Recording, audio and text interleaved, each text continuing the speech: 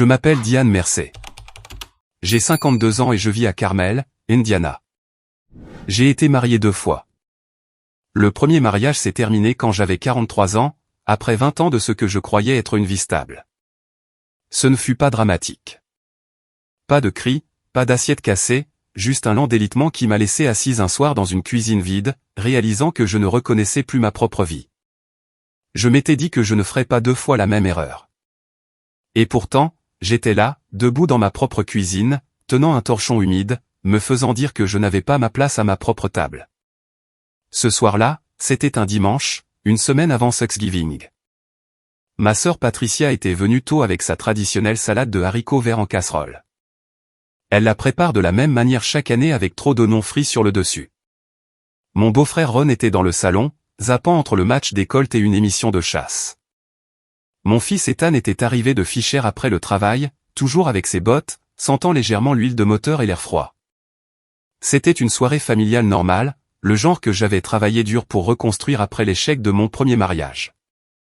Je me souviens avoir pensé, en essuyant le comptoir, que les choses semblaient enfin réglées. Ce sentiment a duré environ 20 minutes. Ashley est arrivée en retard comme d'habitude. La porte d'entrée s'est ouverte, des talons claquant sur le parquet, sa voix portant avant même qu'elle n'entre complètement. « Papa, avons-nous quelque chose de décent à manger ou est-ce encore des casseroles ?» Elle a ri de sa propre blague. Personne d'autre n'a ri. Ashley a 20 ans, elle est étudiante en 2e année à l'Indiana State, blonde, avec des traits fins, toujours habillée comme si elle allait quelque part de plus important que là où elle se trouve réellement. Elle n'est pas stupide, ni paresseuse, mais elle est habituée à ce qu'on s'occupe de tout pour elle, surtout dernièrement. Elle m'a dépassé dans la cuisine, a jeté son sac à main sur une chaise et a ouvert le réfrigérateur sans demander. « Salut, Diane, dit-elle, sans me regarder. J'ai souri quand même. « Salut, Ashley. » J'avais appris au cours de la dernière année à choisir mes moments. Tout n'avait pas besoin d'être corrigé. Tout n'avait pas besoin de se transformer en conversation. Greg disait toujours qu'elle avait juste besoin de temps. Elle s'adapte, me disait-il. C'est un grand changement. Alors, je m'adaptais aussi. Le dîner a bien commencé. Nous nous sommes tous assis, Patricia à ma gauche, Ethan en face de moi, Greg au bout de la table, Ashley faisant défiler son téléphone entre les bouchées. Je me souviens surtout du son. Les fourchettes contre les assiettes, la télévision lointaine dans l'autre pièce, la glace qui bougeait dans les verres, des bruits normaux, jusqu'à ce qu'Ashley pose sa fourchette et regarde Patricia droit dans les yeux. « Alors, dit-elle, depuis combien de temps Diane gère-t-elle les choses comme ça ?» Patricia fronça légèrement les sourcils. « Que veux-tu dire ?» Ashley haussa les épaules, désinvolte. « Je ne sais pas. J'ai juste l'impression qu'elle agit comme si elle était responsable de tout, comme si c'était sa maison ou quelque chose comme ça. » Il y eut une pause, le genre qui s'étire juste assez longtemps pour que tout le monde réalise que quelque chose cloche. Je l'ai senti d'abord dans ma poitrine, cette tension. J'ai gardé ma voix calme. « Ashley, c'est ma maison. » Elle a souri alors, pas gentiment. « Oui, dit-elle, mais soyons honnêtes. Tu es juste la bonne ici. » Cela a frappé plus fort que prévu. Non pas à cause des mots. J'ai entendu pire dans ma vie, mais à cause de l'endroit où nous étions, de qui était assis à cette table, du fait que ma sœur l'a entendu, mon fils l'a entendu, et personne n'a dit quoi que ce soit. J'ai posé ma fourchette avec soin. « Ne me parle pas comme ça, dis-je, calme, claire, pas forte. » Elle a levé les yeux au ciel. « Vois, c'est ça que je veux dire. Tu me corriges toujours comme si. Je suis une adulte dans cette maison, dis-je, ce que je suis. » C'est alors que Greg s'est penché en avant. Pas vers moi, vers elle. « Ce n'est pas ta fille, dit-il, sa voix plate comme s'il énonçait une évidence. Ne la corrige pas. » La pièce devint complètement immobile. Je me souviens avoir entendu le bourdonnement du réfrigérateur, le tic-tac de l'horloge murale. Même la télévision sembla se taire.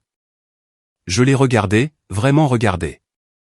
Et à ce moment-là, j'ai vu quelque chose que je n'avais pas voulu voir auparavant. Pas de confusion, pas de conflit, de la certitude. Il le pensait. Je n'ai pas argumenté. Je n'ai pas élevé la voix. Je n'ai pas repoussé ma chaise ni ne suis parti en trombe. J'ai juste hoché la tête une fois. D'accord, dis-je. C'était tout. Le dîner s'est traîné après ça. Patricia a essayé de changer de sujet. Ron a fait un commentaire sur le match. Ethan n'a pas dit grand-chose, il a juste observé en silence, comme il le fait quand il réfléchit trop. Ashley est retourné à son téléphone comme si rien ne s'était passé. Et Greg, il a agi comme s'il avait réglé quelque chose, comme s'il avait maintenu la paix. Au moment où tout le monde est parti, la maison me semblait différente. Vide d'une manière qui n'avait rien à voir avec le départ des gens. J'ai nettoyé la cuisine lentement, lavé les plats, les ai séchés, remis tout à sa place exacte. Greg est resté dans le salon. Il n'est pas entré, n'a rien dit. Je ne lui ai pas demandé. Vers minuit, je suis monté et je me suis allongé. Le ventilateur de plafond tournait au-dessus de moi, lentement et régulièrement. Je n'ai pas pleuré. Cela m'a surprise. La dernière fois que j'ai ressenti ce genre de changement, j'ai pleuré pendant des heures, assise sur le sol de la salle de bain, me demandant comment j'en étais arrivé là. Cette fois, c'était différent. J'ai fixé le ventilateur et j'ai compté les pales qui passaient. 1, 2, 3. Quelque part entre la deuxième et la troisième rotation, quelque chose s'est installé dans ma poitrine. Pas de colère, pas même de blessure. De la clarté. Il ne s'agissait pas d'Ashley, pas vraiment. Il s'agissait d'un homme qui m'avait vu construire un foyer, contribuer, soutenir sa fille, et qui me considérait toujours comme facultative, remplaçable, pratique. J'ai tourné la tête et j'ai regardé l'espace vide à côté de moi dans le lit, et j'ai pensé très clairement, je ne vais pas réparer ça. J'ai fini de payer pour ça. Je me suis réveillé avant le lever du soleil. C'est quelque chose qui arrive plus souvent en vieillissant. Votre corps n'attend plus les alarmes. Il décide juste qu'il est temps. La maison était silencieuse. Trop silencieuse. Pas de télévision, pas de pas, pas de porte qui s'ouvre et se ferme. Juste ce calme matinal qui pèse lourd pendant une minute avant que la journée ne commence. Je suis descendu, j'ai fait du café de la même manière que toujours. 2 cuillères, un peu trop fort, et je me suis tenu à l'îlot de la cuisine, fixant mon téléphone. Pendant une seconde, je me suis presque dit de laisser tomber. De simplement arranger les choses. De parler à Greg. De laisser du temps à Ashley. De maintenir la paix. Je l'avais fait auparavant. De petites manières, de manière discrète. C'est comme ça que j'en suis arrivé là. J'ai pris une gorgée de café, posé la tasse et ouvert mon ordinateur portable. Si vous avez déjà géré les finances d'un foyer, vous savez ce que je veux dire. Quand je dis cela, tout commence à vivre au même endroit. Une connexion mène à une autre. Les factures se connectent aux comptes. Les comptes se connectent aux paiements automatiques. C'est comme une toile. Et si vous êtes celui qui la gère, vous êtes le seul qui voit vraiment comment elle est construite. Greg gagnait plus d'argent que moi, sur le papier, de toute façon. Mais c'était moi qui payais les choses à temps, à chaque fois. À un certain moment, c'était juste devenu plus facile de cette façon. Je me suis d'abord connecté à la banque, puis aux cartes de crédit, puis au portail d'assurance, puis au système de paiement de l'université. Chaque écran se chargeait l'un après l'autre. Silencieux et indifférent. Les chiffres ne se soucient pas de ce que vous ressentez. C'était la première chose que j'ai remarquée. La deuxième chose, c'était à quel point tout cela était devenu tranquillement ma responsabilité. La voiture d'Ashley, une Toyota RAV4, louée $412 par mois. L'assurance $180. Le manque à gagner de son appartement hors campus variait, mais se chiffrait généralement à quelques centaines. Les cotisations et extras de la sororité, parfois $300 de plus selon le mois. Forfait téléphonique, permis de stationnement, manuel scolaire que j'avais payé sans y penser à 2 fois. Je me suis légèrement penché en arrière sur la chaise. À 51 ans, quand tout cela a commencé, je m'étais dit que c'était logique. C'était temporaire. C'était du soutien. C'était la famille. J'ai pris une autre gorgée de café, déjà en train de refroidir. À 52 ans, assise dans cette cuisine silencieuse, je voyais les choses différemment. Je n'aidais pas seulement. J'avais construit la structure sur laquelle tout reposait. J'ai cliqué sur le compte joint. C'est là que les choses sont devenues intéressantes. Il y avait des virements que je ne reconnaissais pas. Des petits, faciles à manquer si l'on ne regardait pas attentivement. 4 cents ici, 5 cents là. Toujours étiquetés de manière vague. Livre d'urgence, divers. J'en ai ouvert un. Transféré à Ashley. Pas de conversation, pas de mention, juste fait. J'ai fixé l'écran pendant une longue seconde. Ce n'était pas le montant, c'était le schéma. Greg ne s'était pas seulement appuyé sur moi. Il s'était habitué à faire bouger les choses, supposant que je ne poserais pas de questions, supposant que je ne le remarquerais pas, ou peut-être supposant que je ne réagirais pas si je le remarquais. J'ai fermé cet onglet lentement. Puis j'ai ouvert un nouveau fichier bloc-notes, et j'ai commencé à tout lister. Voiture, assurance, paiement des frais de scolarité, virement, abonnement. Cela a pris environ 20 minutes. Quand j'ai eu fini, j'ai juste regardé la liste. Ce n'était pas dramatique. C'était clair. À l'étage, j'ai entendu du mouvement. Greg se levait. Je n'ai pas précipité les choses. J'ai d'abord ouvert le compte d'assurance. J'ai annulé le prélèvement automatique. Pas la police elle-même. Je ne suis pas imprudente. Juste le paiement lié à mon compte. Puis le portail de leasing automobile. J'ai supprimé mon mode de paiement. Forfait téléphonique. Idem. Compte universitaire. J'ai désactivé les paiements programmés.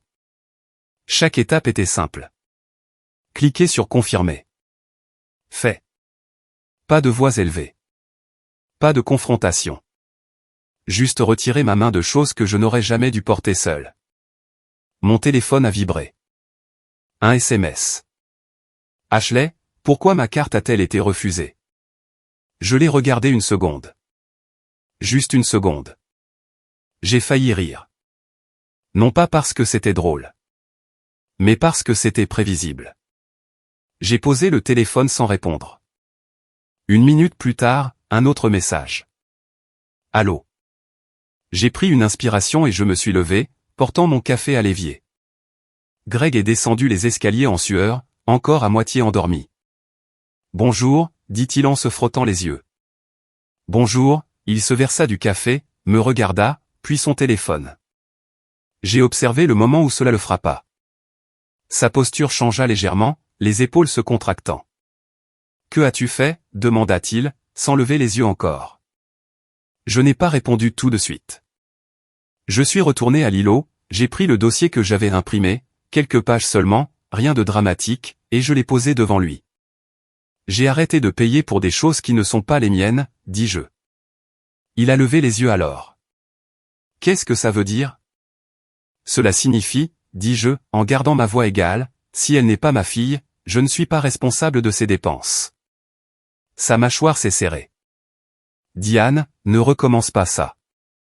Je ne recommence rien. J'ai dit que je terminais quelque chose. Il ouvrit le dossier, parcourant les pages. Tu ne peux pas juste la couper comme ça. Il a dit, elle est à l'école. Je ne l'ai pas coupée, dis-je. J'ai arrêté de payer. Il y a une différence. Elle compte là-dessus. J'ai croisé son regard. Toi aussi. Cela a fait mouche. Il a regardé de nouveau les papiers. Tu exagères, dit-il. C'était un seul commentaire. Ce n'était pas un seul commentaire, dis-je doucement. C'était le premier honnête. Il laissa échapper un soupir, frustré. Tu en fais quelque chose qui n'en est pas. Non, dis-je, je le vois pour ce que c'est. Son téléphone vibra de nouveau, Ashley appelait. Il refusa l'appel. Puis il vibra encore et encore. Il décrocha finalement et s'éloigna dans l'autre pièce. J'entendis sa voix basse, essayant de la calmer. C'est bon. Je vais m'en occuper. Non, donne-moi juste 1 minute, Ashley. Je me suis retourné vers l'évier et j'ai rincé ma tasse.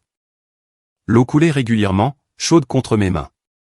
Pour la première fois depuis longtemps, je n'avais pas l'impression de tout tenir ensemble. J'avais l'impression d'être sorti de quelque chose. Et le monde ne s'est pas effondré. Il a juste basculé. Quelques minutes plus tard, Greg revint, le téléphone toujours à la main. Elle panique, dit-il. Son assurance, sa carte, tout. Je sais, dis-je. Tu dois arranger ça. Je secouai la tête. Non, dis-je, c'est à toi de le faire. Il me regarda comme s'il ne me reconnaissait pas. Peut-être ne me reconnaissait-il pas. C'était bien parce que pour la première fois depuis longtemps, je me reconnaissais. À midi, j'ai réalisé quelque chose de pire que l'insulte. Mon mari ne m'avait pas seulement laissé être bafoué. Il avait réécrit l'histoire derrière mon dos. Greg passa la majeure partie de la matinée au téléphone.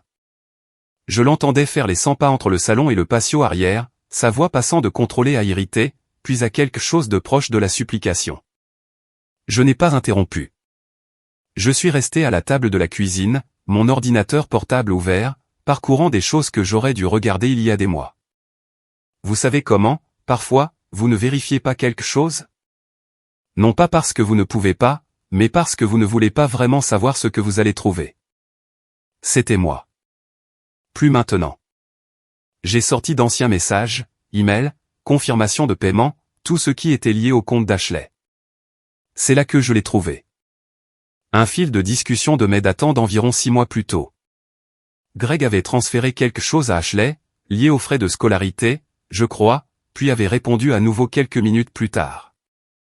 J'ai failli ne pas l'ouvrir. Puis je l'ai fait. Ne t'inquiète pas pour Diane, avait-il écrit. Elle aime s'occuper de ces choses. Cela la fait se sentir nécessaire. Concentre-toi juste sur l'école.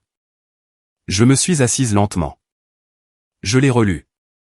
Puis encore. C'était si désinvolte, si normal dans le ton, comme s'il ne mentait pas, comme s'il croyait réellement ce qu'il disait. C'est ça qui m'a frappé.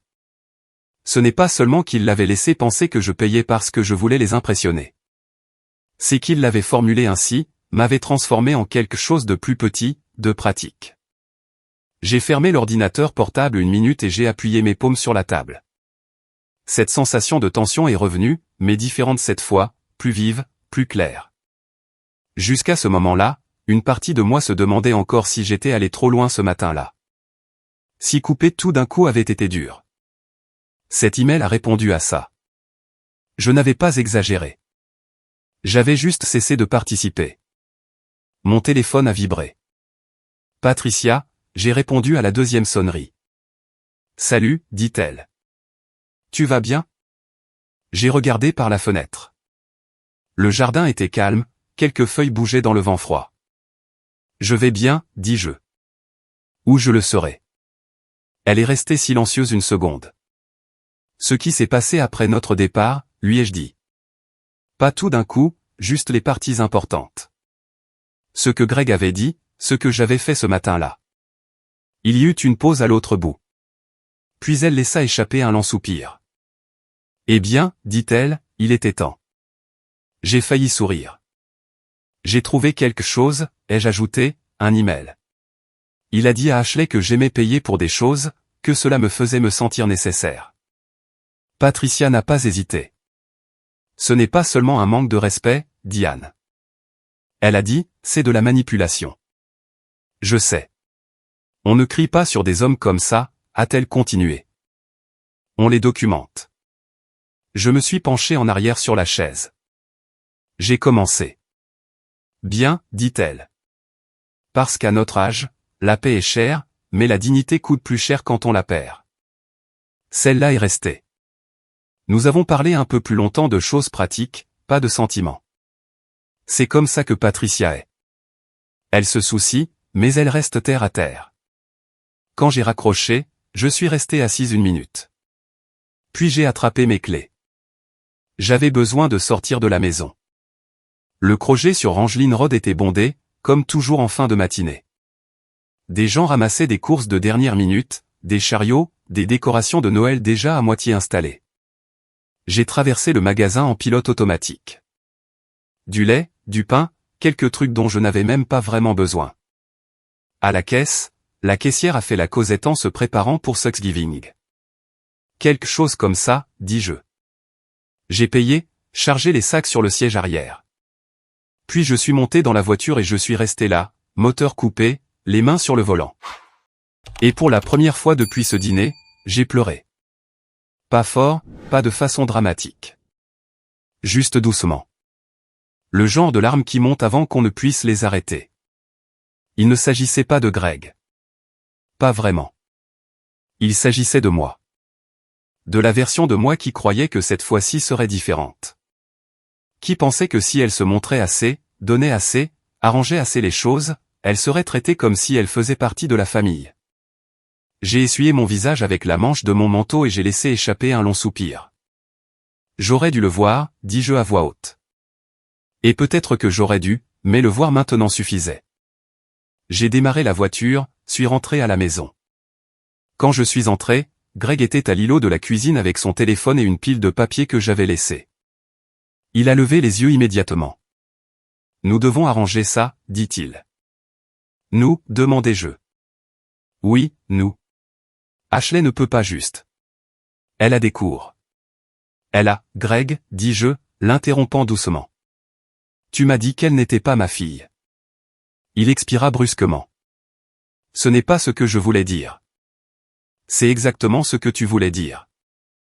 Il passa une main dans ses cheveux. Tu exagères. Je m'approchai, posant légèrement ma main sur le dossier d'une chaise. Non, dis-je.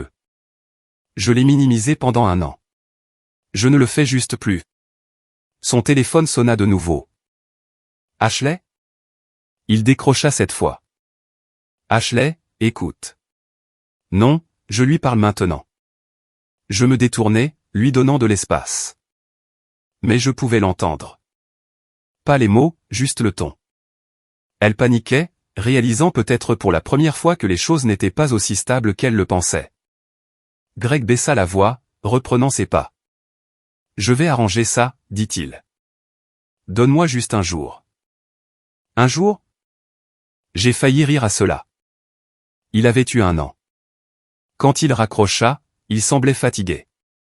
Peux-tu juste le rallumer pour l'instant, demanda-t-il. Nous en parlerons plus tard.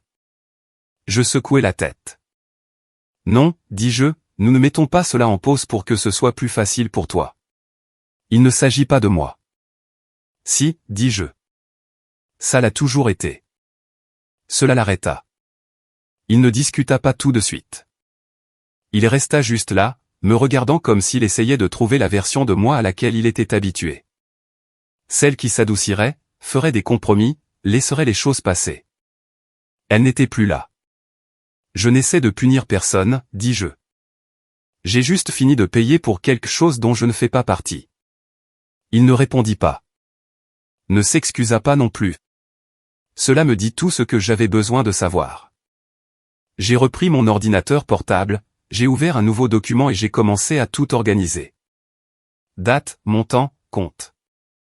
Si cela devait continuer, et c'était le cas, je voulais que ce soit clair, pas émotionnel, pas désordonné, juste précis, parce que j'avais le sentiment que cela n'allait pas rester à l'intérieur de la maison. Et quand ce ne serait pas le cas, je n'allais laisser personne réécrire ce qui s'était réellement passé. Le restaurant était plus bruyant que prévu. Le brunch du samedi à Carmel est toujours ainsi, assiettes qui teintent, gens qui se parlent par-dessus, le léger bourdonnement des machines à espresso derrière le comptoir. Cela donnait à tout une sorte de couverture, comme si on pouvait dire presque n'importe quoi et que personne en dehors de sa table ne l'entendrait vraiment. Greg avait choisi l'endroit. Bien sûr qu'il l'avait fait. Un terrain neutre, public, plus facile à contenir les choses. Ou du moins, c'est ce qu'il pensait. Je suis arrivé quelques minutes en avance, me suis assise à la table près de la fenêtre, j'ai commandé un café, noir. Je n'étais pas nerveuse, mais j'étais consciente de la façon dont mes mains reposaient sur la table, du dossier dans mon sac, du fait que ce n'était pas juste une autre conversation. C'était la fin de quelque chose. Greg est entré le premier, Ashley juste derrière lui. Elle avait l'air différente. Toujours soignée, coiffée, maquillée, parfaite, mais il y avait quelque chose en dessous maintenant. De l'attention. Ses yeux parcourent la pièce, puis se posent sur moi. Elle n'a pas souri. Greg l'a fait. Salut, dit-il comme si nous nous rencontrions pour un repas normal. Tu es arrivé tôt. J'aime être à l'heure, dis-je. Il s'assit en face de moi. Ashley se glissa sur le siège à côté de lui. Pendant quelques secondes, personne ne parla. Le serveur arriva, joyeux, inconscient. « Puis-je vous apporter quelque chose à boire ?» Greg commanda un café. Ashley demanda un latte extra, quelque chose que je n'ai pas compris. Puis nous fûmes de nouveau seuls. Greg se pencha légèrement en avant. « Diane, dit-il, en gardant sa voix basse. Nous n'avons pas besoin d'en faire une grande affaire. » J'ai pris une gorgée de café. « Je ne fais rien, dis-je. J'explique juste. » Ashley laissa échapper un petit rire moqueur. « Expliquer quoi, dit-elle. Pourquoi tu as décidé de ruiner ma vie du jour au lendemain ?» Je la regardai. Vraiment regarder cette fois. « Tu penses que ta vie était la mienne à ruiner ?» demandai-je. Elle ouvrit la bouche, puis la referma. Greg intervint. « D'accord, ne faisons pas ça ici, dit-il. Nous pouvons parler à la maison. » Non, dis-je calmement. Nous parlons ici. Il fronça les sourcils. Pourquoi? J'ai croisé son regard. Parce que c'est ici que tu aimes que les choses aient l'air normales. Cela a fait mouche. Il s'est légèrement penché en arrière. Ashley croisa les bras. Tu as tout coupé, dit-elle. Ma voiture, mon assurance, mes frais de scolarité. As-tu la moindre idée de ce que cela fait à quelqu'un? Oui, dis-je. Oui. Elle secoua la tête. Non, tu ne sais pas. Je posai ma tasse avec soin.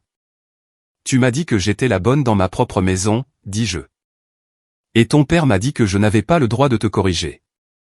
Greg expira brusquement. Diane. Je levai une main, pas agressive, juste assez. Tu m'as dit que ce n'était pas ta fille, dis-je, le regardant maintenant. Je t'ai entendu haut et fort. Il y eut une pause, une longue pause. Alors j'ai arrêté d'agir comme. Quand j'ai eu fini. Ashley bougea sur sa chaise. Ce n'est pas la même chose que. Si, dis-je. C'est exactement la même chose. Le serveur est revenu avec les boissons, les posant une par une. La normalité de la situation semblait presque étrange. Sommes-nous prêts à commander, demanda-t-elle. Pas encore, dit rapidement Greg. Elle hocha la tête et s'éloigna. J'ai fouillé dans mon sac et j'ai sorti le dossier. Je l'ai posé sur la table entre nous. Qu'est-ce que c'est, demanda Greg, sachant déjà. Juste des faits, dis-je. Je l'ai ouvert et j'ai fait glisser la première page vers lui. Il a baissé les yeux. N'a pas touché au début. Ashley s'est légèrement penchée, essayant de voir. Qu'est-ce que c'est, demanda-t-elle. Tes dépenses, dis-je. Elle cligna des yeux. Quoi? Tout ce que j'ai payé, précisai-je. Voiture, assurance, lacune des frais de scolarité, soutien au loyer, téléphone, extra. Greg a finalement ramassé la page. Ses yeux la parcoururent rapidement. Ashley se pencha encore plus près, lisant par-dessus son épaule. Ce n'est pas, elle commença, puis s'arrêta. Si, dis-je. Elle le regarda. Papa, il ne répondit pas. Je fis glisser la deuxième page. Date, montant, compte.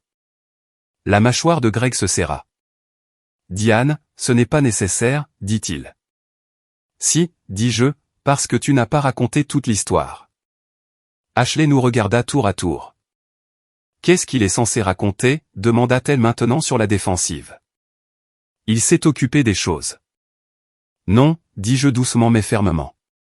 Il ne l'a pas fait. Cela frappa plus fort que prévu. Non pas à cause du volume, mais à cause du silence. Ashley fixa de nouveau le papier. Tu m'as dit qu'elle commença en regardant Greg. Il bougea sur sa chaise. Je m'en suis occupé, dit-il. C'est ça qui compte.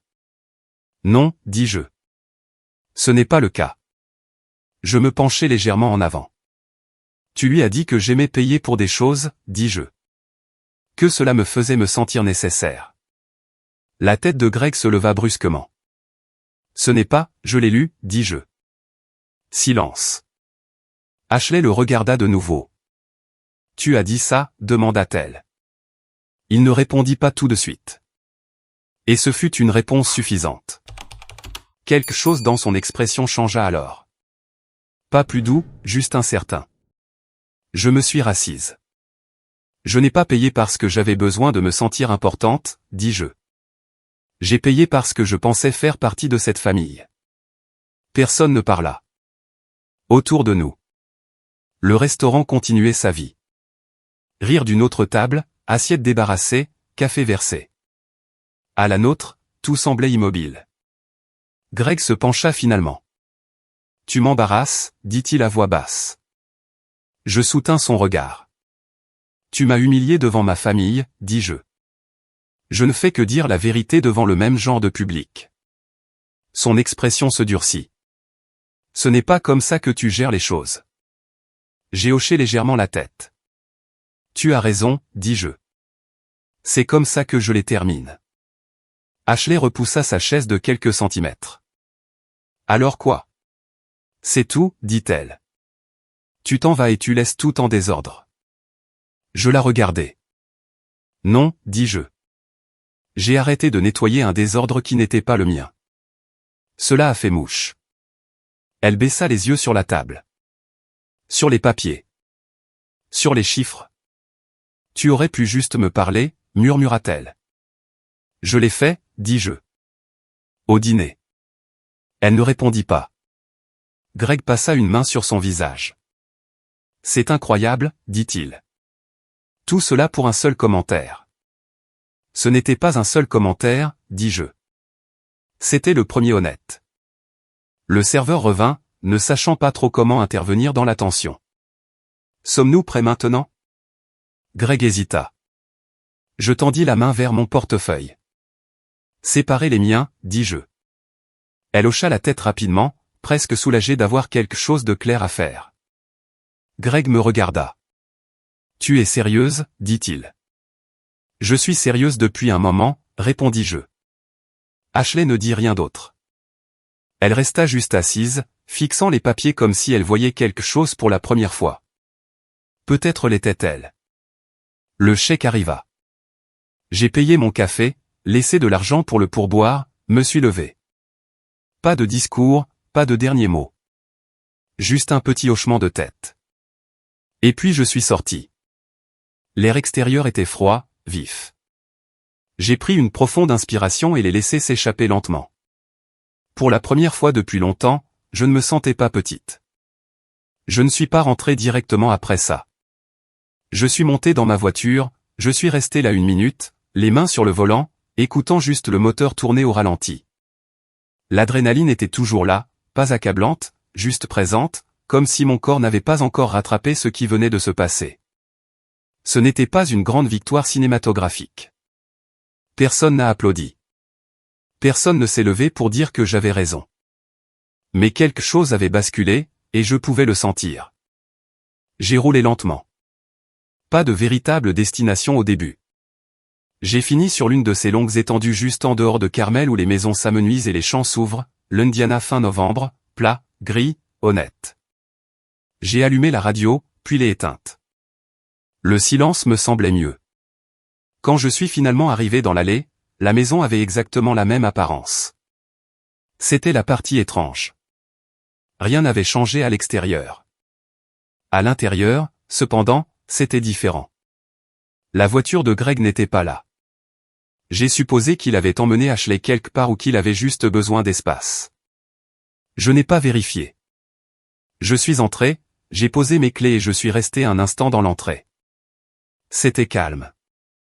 Pas lourd, pas tendu, juste calme. J'ai enlevé mon manteau, l'ai accroché, et je suis entré dans la cuisine. Les mêmes comptoirs, la même table, la même chaise où j'avais été assis ce matin-là. Mais je n'avais plus l'impression de tout tenir ensemble.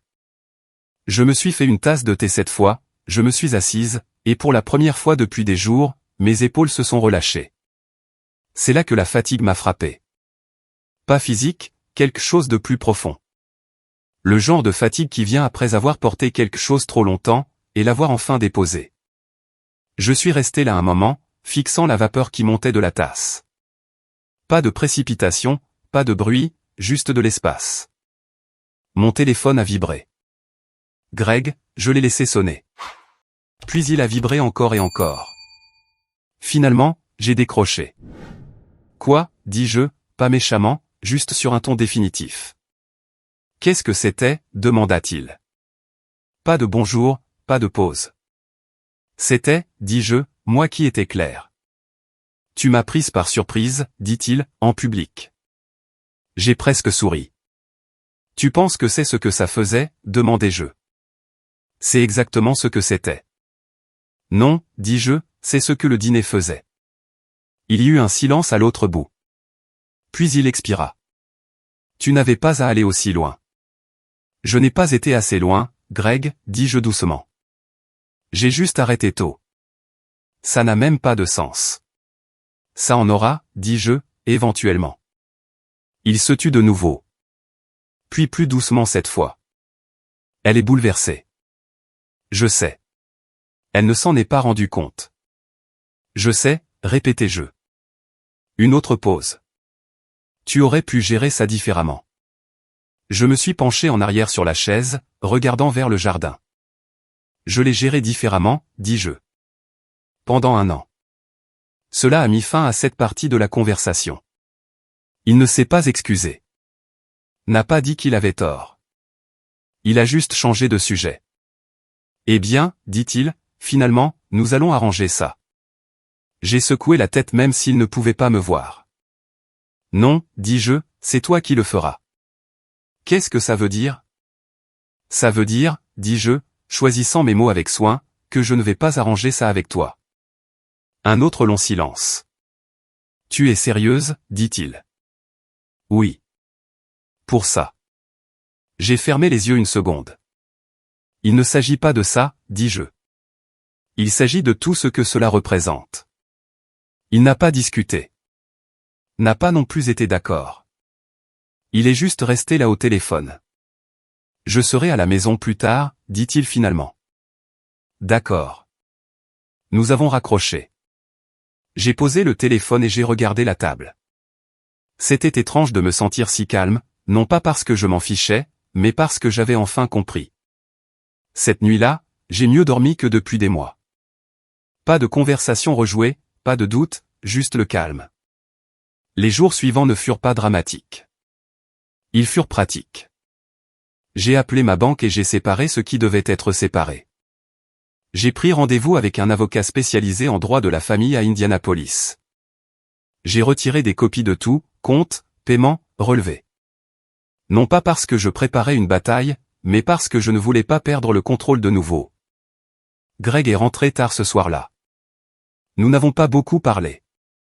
Il est resté dans le salon. Je suis resté à l'étage. C'est devenu le schéma. Pas froid, pas hostile, juste distant. Ashley n'est pas venue. J'ai entendu une fois par Greg qu'elle était chez une amie. Je n'ai pas demandé de détails. Une semaine passa, puis une autre. Thanksgiving arriva et se déroula tranquillement. Patricia m'a invité. Je suis allé, j'ai apporté une tarte de la boulangerie au lieu d'en faire une moi-même. Ethan était là. À un moment, pendant que Patricia était dans la cuisine, il s'est penché légèrement et a dit « Ça va ?» J'ai hoché la tête. « Oui, dis-je. Ça va. » Il m'a étudié une seconde. Puis il a dit quelque chose qui est resté. « Bien, dit-il. Parce que tu n'avais pas l'air d'aller bien ce soir-là. » J'ai laissé échapper un petit soupir. Je n'allais pas bien. Il a hoché la tête une fois. « Eh bien, dit-il, tu as l'air différente maintenant. » Je n'ai pas demandé ce qu'il voulait dire. Je le savais déjà. Début décembre, j'ai officialisé ma décision. J'ai déposé la demande. Pas de drame, pas de précipitation. Juste fait. Greg ne s'est pas battu. Pas vraiment. Je pense qu'au fond de lui, il comprenait que quelque chose s'était déjà terminé avant même que les démarches administratives ne commencent. Nous avons divisé les choses proprement. Ce qui était à moi est resté à moi. Ce qui était à lui est resté à lui, pas de grande scène de tribunal, pas de cris, juste des signatures et de l'espace. J'ai emménagé de nouveau dans le pavillon que j'avais acheté il y a des années. Plus petit, plus calme. Le mien. La première nuit là-bas, je me suis assise sur le canapé avec une couverture, une tasse de thé à la main, et j'ai juste écouté. Pas de bruit de pas au-dessus, pas de téléphone qui vibre avec les problèmes de quelqu'un d'autre. Pas de tension dans les murs, juste le calme. C'était étrange. Et puis lentement, ça m'a semblé juste. Noël est arrivé. Je n'ai pas beaucoup décoré. Un petit sapin, quelques lumières. Patricia est venue un soir. Nous avons regardé un vieux film et n'avons parlé de rien de tout ça. Les voisins ont posé des questions. Où est Greg? Nous sommes en train de régler les choses. Je me disais que c'était suffisant. La vérité n'avait pas besoin d'être expliquée à tout le monde. Seulement à moi, et je la comprenais maintenant. Il ne s'agissait jamais d'argent. Pas vraiment. Il s'agissait de ce que j'autorisais, de ce que j'excusais.